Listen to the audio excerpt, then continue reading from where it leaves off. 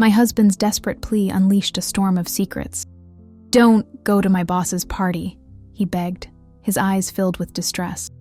The reason behind this appeal left me floored, revealing a web of lies that threatened to destroy our 15-year marriage, a story about betrayed trust, hidden identities, and the power of truth. Get emotional with each revelation, leave your like, and comment. Have you ever discovered a secret that changed everything? When my husband desperately asked me not to attend his boss's birthday party, I never imagined the abyss of secrets that would open before me. Married for 15 years to a man I always considered an open book, I, a middle-aged literature professor, known for my sharp intuition, unshakable determination, and deep empathy, suddenly found myself confronted with a plea that contradicted everything we had built together. The event was to take place in an exclusive beachfront gated community, where the city's elite gathered to flaunt wealth and influence, a world from which I had always kept a comfortable distance. His insistence seemed disproportionate. Downcast eyes, trembling voice, restless hands, signs that didn't match the methodical accountant I knew. "It's just work," I argued, confused by his resistance. What could be so terrible about a simple corporate celebration? My natural curiosity, often my greatest strength and also my greatest weakness, wouldn't let me back down. I decided to go, even against his pleas, carrying with me the growing unease of betraying his trust. As I entered the richly decorated party hall, I caught my husband's look of panic from across the room. Beside him, the hostess, the boss's wife, observed me with an unsettling familiarity. Her smile wasn't that of someone meeting an employee's wife for the first time. It was then I noticed. My phone buzzed incessantly with messages from an unknown number. "You should have listened to your husband. Now it's too late." In that moment, I felt the floor drop out from under me. The mansion, with its crystal chandeliers and Persian rugs, seemed to spin around me as I tried to maintain my composure. The hostess approached with calculated steps, each click of her heel on the marble echoing in my confusion. Her expensive perfume invaded my space even before her words. "We finally meet the famous wife," she exclaimed loudly, her arm looping through mine with an intimacy that made me shudder. Then, leaning in for what seemed like a cordial hug, she whispered in my ear with a sweetly venomous voice. Or should I say sister? A chill ran down my spine.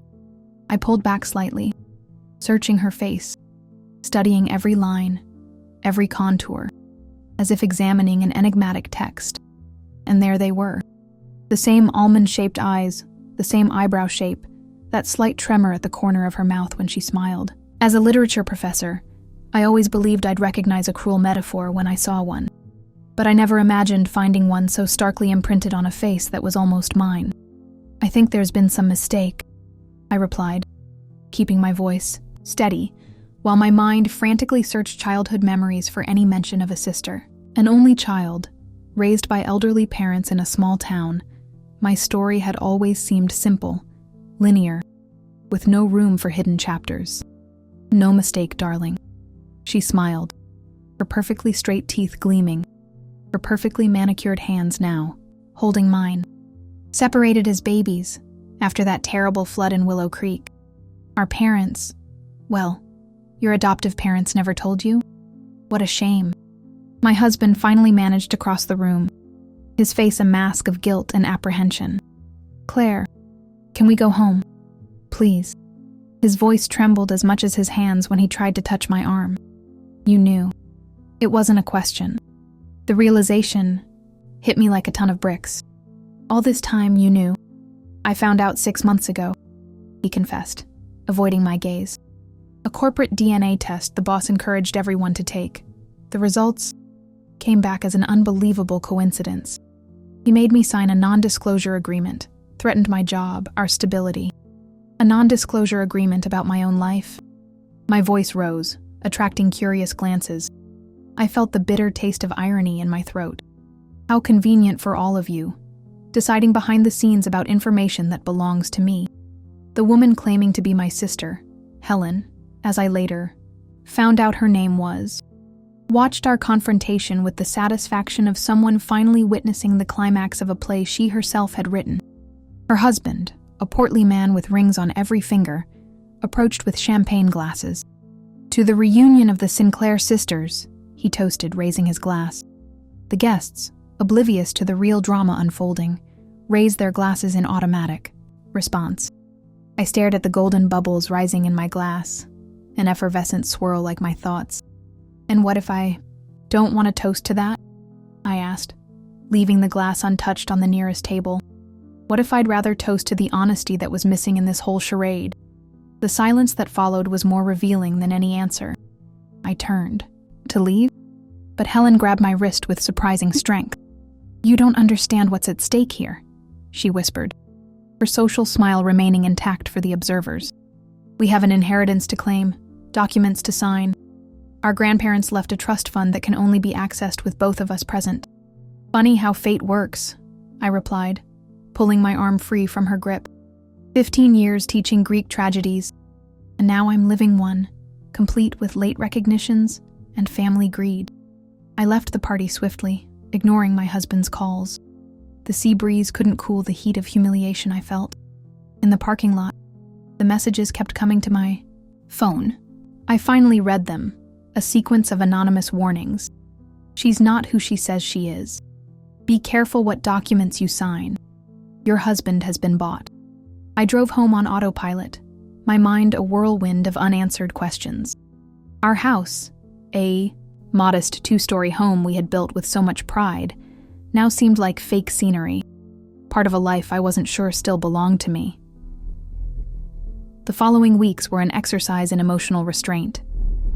I didn't confront my husband immediately, a calculated decision that would surprise my students, accustomed to my passionate analyses of literature. Instead, I observed. I gathered information. I analyzed every word, every gesture, every mumbled phone call made in the office with the door closed. Meanwhile, Helen launched a charm offensive. Expensive gifts began to arrive, an antique watch she claimed belonged to our biological mother, jewelry with our intertwined initials, invitations to exclusive events where I would be introduced to high society as the newly discovered sister. "You should give her a chance," my husband argued during a silent dinner, 3 weeks after the party. "Helen just wants to make up for lost time." "How do you know exactly what she wants, Rick?" I cut my steak with surgical precision. "You two have been discussing me a lot, I presume." He swallowed hard, confirming my suspicion. "She's your sister, Claire. Your flesh and blood." "Blood." I laughed humorlessly. Convenient how that argument always comes up when someone wants something from you. Aren't our 15 years together worth the blood that supposedly runs in her veins? Doesn't the fact that you lied to me for 6 months contaminate all that blood? You don't understand the pressure I was under, the threats. I could lose my job, and I lost trust in my husband. Setting down my silverware carefully, I continued. "You know what we teach students about classic tragedies? That the real conflict is never between good and evil, but between two incompatible goods. Your job security versus my right to the truth. What a noble choice you made." Rick didn't answer, his silence a more honest confession than any explanation. I retreated to the guest room, where I spent the night looking through family albums, searching for clues that could confirm or deny Helen's story. I found only what I already knew. Photos of my adoptive parents, now deceased, holding me as a baby, adoption papers I had never hidden nor questioned. The next day, I received a call from Helen's secretary.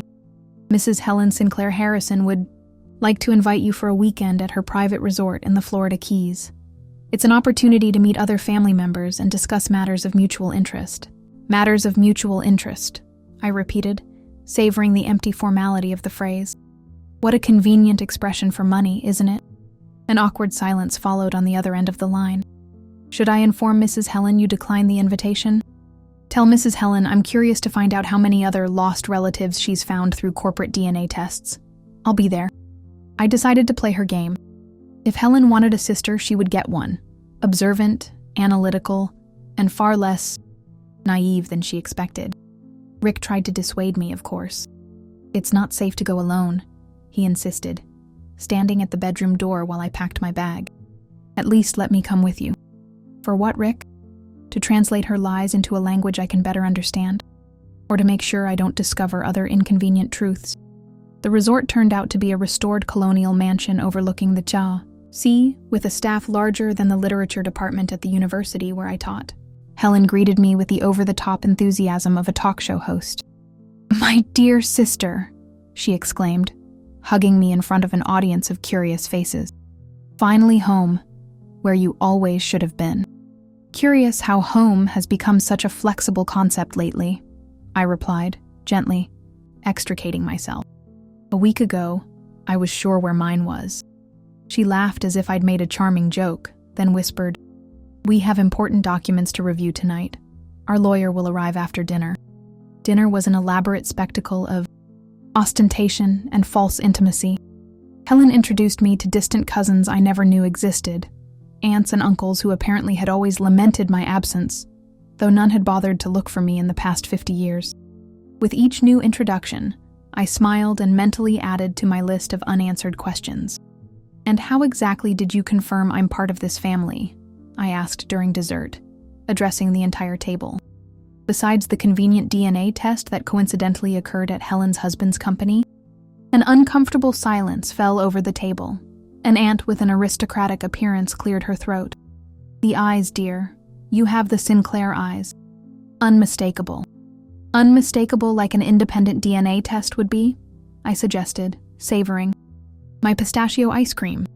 "Because, as a literature professor, I've learned to distrust recognitions based solely on physical characteristics. Greek tragedies are full of those mistakes." Helen intervened quickly. "Don't be absurd, Claire. No one is questioning our relationship. The documents prove everything." "What documents?" I pressed. "Because as far as I know, my adoption papers don't mention a twin sister lost in a flood. They only mention a child abandoned on an orphanage doorstep." The lawyer arrived punctually after coffee, carrying a leather briefcase that looked older than he did. In Helen's private office, he spread yellowed papers across the mahogany desk: birth certificates, hospital records, orphanage documents. "As you can see, ladies, these records confirm you were separated after the natural disaster in Willow Creek. The original certificate shows the birth of twins." I carefully examined each document, years of literary analysis having taught me to spot inconsistencies in texts. "This signature of the orphanage director," I pointed out. "It appears with slightly different formations on each document. And the date on this hospital record? The Willow Creek Hospital was destroyed 3 days earlier, according to news reports from the time I looked up." Helen paled but recovered quickly. "Bureaucracy of the time, dear. You know how records were in the 70s. The important thing is that the DNA confirms our relationship.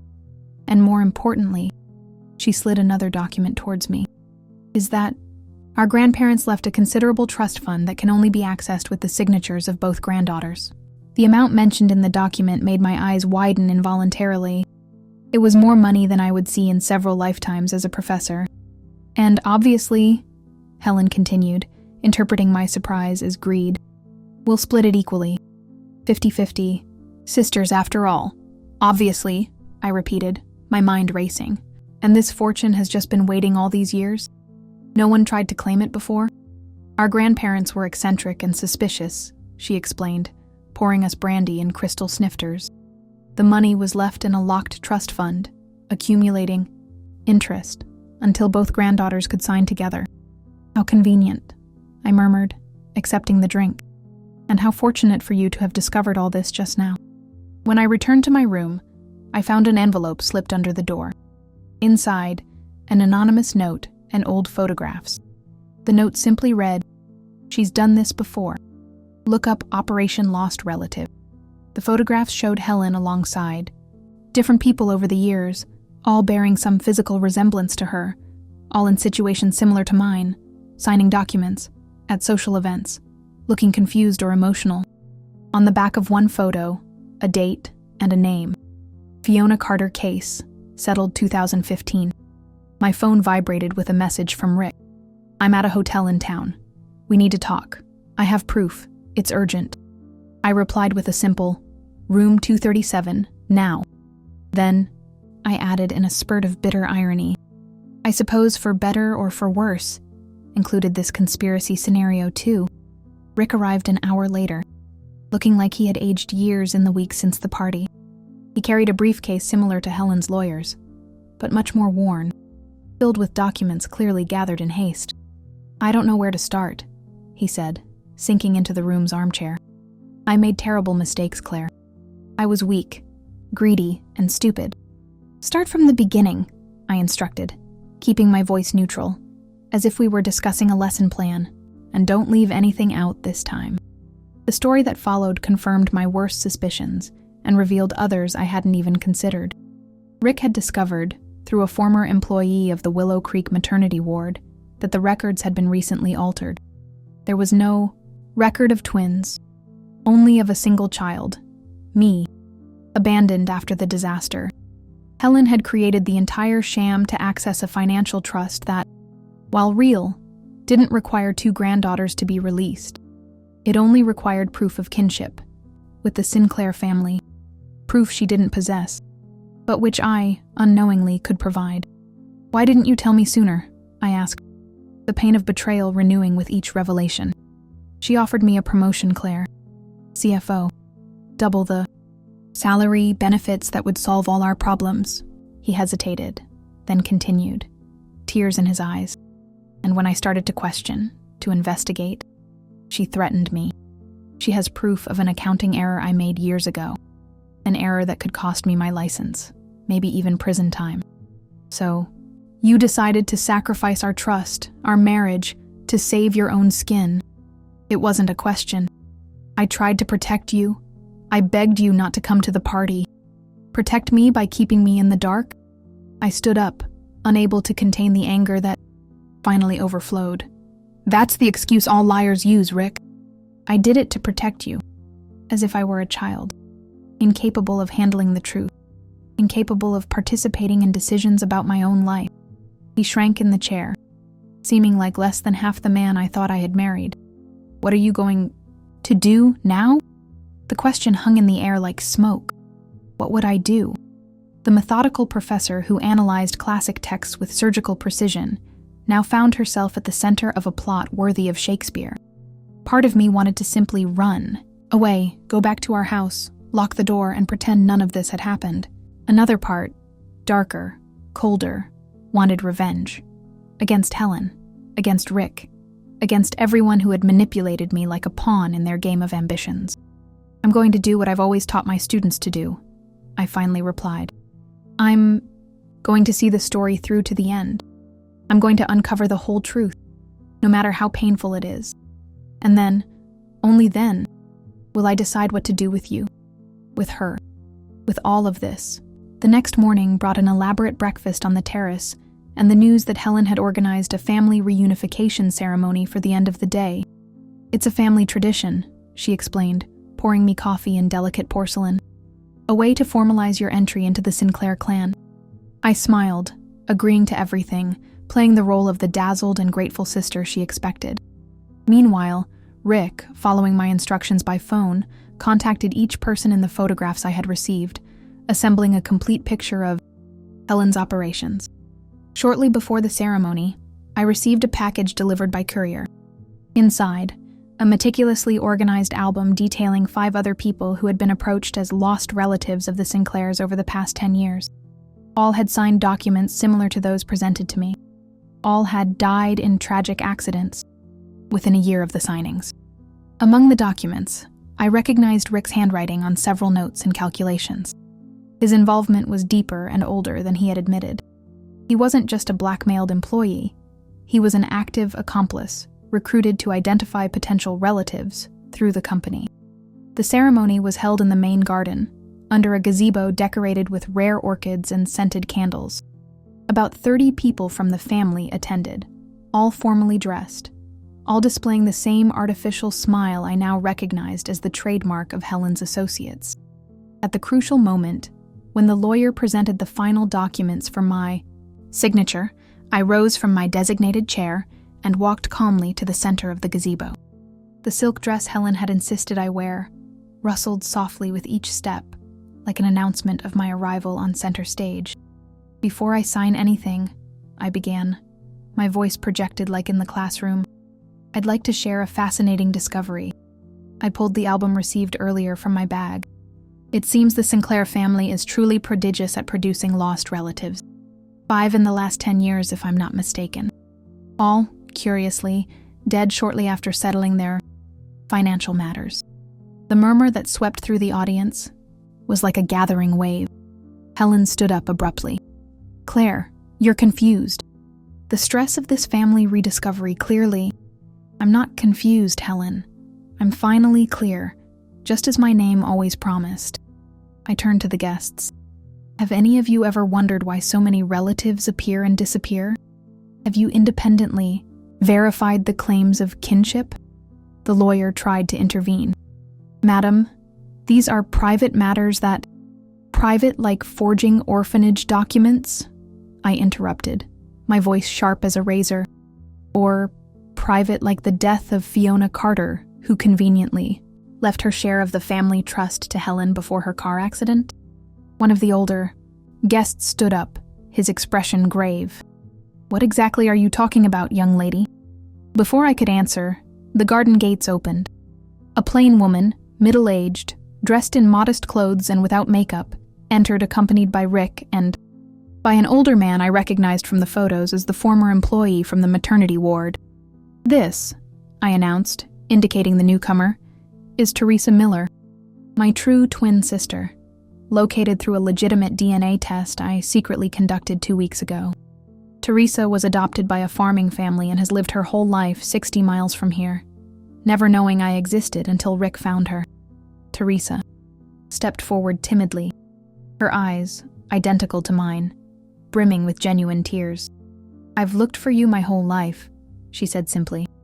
"Our adoptive parents tried to find you, but the records were always incomplete or inaccessible." The former maternity ward employee stepped forward, holding original worn documents. "Helen Harrison was never a Sinclair. She worked as an administrative assistant at the orphanage 20 years ago and had access to the records. She's been forging documents ever since, creating lost relatives to access funds from wealthy families through fake DNA tests." The chaos that followed was both tragic and liberating. Helen tried to flee, only to be detained by security guards called beforehand. Her husband, Rick's boss, admitted knowing about part of the scheme, but claimed ignorance of the accidents that eliminated the fake relatives after their usefulness ended. Rick, trembling like a leaf, finally confessed his full involvement, not just to me, but to everyone present. He had been recruited 3 years earlier, his accounting expertise useful for identifying financially vulnerable candidates for Helen's manipulation. His position at the company gave him access to data that facilitated the search for people with physical traits similar to the target family. "And me?" I asked, when we were finally alone, after giving statements to the police and promises of cooperation with the investigations. "Where did I fit into this grotesque puzzle?" "You were different," he admitted, avoiding my gaze. "When I discovered your real connection to Teresa, I realized Helen had found a genuine pair of separated twins. You would be the final legitimization of her scheme, a true story to cover up all the fakes that came before. And you decided to protect me by not telling me anything." My voice was tired, devoid of the anger that had sustained me in recent weeks. "How noble. I tried to keep you away from the party, away from Helen. It was my last desperate attempt to protect you without exposing myself, while protecting your promotion, your job, your freedom." He didn't answer. There was no possible answer. The next 6 months were an emotional roller coaster that would have made my contemporary literature students sigh with admiration for the narrative complexity. Helen and her associates faced criminal charges for fraud, forgery, and eventually, homicide, as the accidents of her former relatives were re-examined. Rick avoided prison by cooperating fully with the authorities, but his career in finance ended with a permanent ban from working in the field. Our marriage entered a separation period that I initially believed was just the prelude to the inevitable end. Surprisingly, it was Teresa who stopped me from finalizing the divorce immediately. 15 years aren't erased in a day, she observed. During one of our long talks as we rebuilt the relationship fate had denied us. He made terrible mistakes, yes, but he was also the one who finally found me, who gathered the evidence against Helen. Out of desperation, not virtue, I argued. True acts of courage are often born from desperation, she replied with a simple wisdom that made me question which one of us had truly received the better education. Teresa became my anchor during that turbulent period. Without pretense or airs, no beachfront mansions or expensive jewels to impress, she offered what Helen never could: authenticity. I visited her small farm, met her children, my nieces and nephews, and gradually rebuilt my understanding of family, now based on real connections rather than forged documents or social expectations. The Sinclair Trust Fund turned out to be real, though much smaller than Helen had claimed. As legitimate heiresses, Teresa and I received a sum that, divided equally, provided security without opulence. Teresa invested her share in expanding her farm. I created a scholarship foundation for literature students from underserved communities. Rick, after months of couples and individual therapy, found a job as a consultant at a small firm where his knack for numbers could be valued without the pressures or temptations that had led him into the ethical abyss. Our marriage survived, not intact, certainly, but transformed, rebuilt on more honest and less idealized foundations. As the scandal faded from public memory, I found myself reflecting on the lessons I would draw if this whole experience were one of the novels I analyzed in class. What would be the central themes? Identity, certainly. Betrayed trust. Redemption, perhaps. The irony of the literature professor involved in a plot worthy of the classics wasn't lost on me. Today, when I recall the moment my husband begged, "Please don't go to my boss's party," I see not just the start of a nightmare, but also the reluctant beginning of a necessary awakening. His desperate plea, which at the time I interpreted as control or insecurity, was actually the last effort of a man torn between impossible loyalties. If I could speak to my younger self, the one who walked confidently into that fateful party, I would tell her to go anyway. The pain was real, the betrayal sharp. But without that night, I would never have discovered the strength within me, never have found my true sister, never have seen beyond the crystal clear surface of my marriage to find its true essence, with all its imperfections and possibilities.